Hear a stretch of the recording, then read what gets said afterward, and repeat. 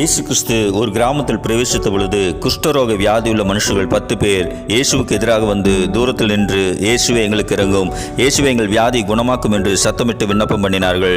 இயேசு அவர்களை நோக்கி, நீங்கள் போய் ஆசாரியர்களுக்கு உங்களை காண்பீங்கள் என்றார். அந்தபடி அவர்கள் போகிற வழியில் அனைவரும் சுகமானார்கள். சுகம் பெற்ற அனைவரும் சுகத்தை தந்த இயேசுவை மறந்துவிட்டு தங்கள் குடும்பத்தினரையும் தங்கள் நண்பர்களையும் தங்கள் உறவினர்களையும் பார்ப்பதற்காக சென்று விட்டார்கள். ஆனால் இயேசுவை அறியாத ஒருவன் மட்டும் திரும்பி வந்து இயேசுவின் பாதத்தில் முகங்குப்புற விழுந்து இயேசுவுக்கு நன்றிகளையும் ஸ்தோத்திரங்களையும் செலுத்தினான். அப்பொழுது இயேசு சுகமானவர்கள் 10 பேர் அல்லவா, மற்ற 9 பேர் எங்கே என்று சொல்லி விசனமடைந்தார். இன்றைக்கு இயேசுவினிடத்தில் அநேக நன்மைகளை பெற்றுக்கொண்ட நாமும் அநேக நேரங்களில் கர்த்தருக்கு நன்றிகளையும் ஸ்தோத்திரங்களையும் செலுத்துவதற்கு மறந்து விடுகிறோம். நாம் எல்லாவற்றிலும் ஸ்தோத்திரம் செலுத்த வேண்டும் என்று தேவன் விரும்புகிறார். ஆகவே கர்த்தரிடத்திலிருந்து நன்மைகளை பெற்றுக்கொண்ட நாம் கர்த்தருக்கு நன்றிகளையும் ஸ்தோத்திரங்களையும் ஏறெடுக்க மறவாமல் இருப்போமாக. என் ஆத்துமாவை கர்த்தரை ஸ்தோத்திரி, அவர் செய்த சகல உபகாரங்களையும் மறவாதே. ஆமென்.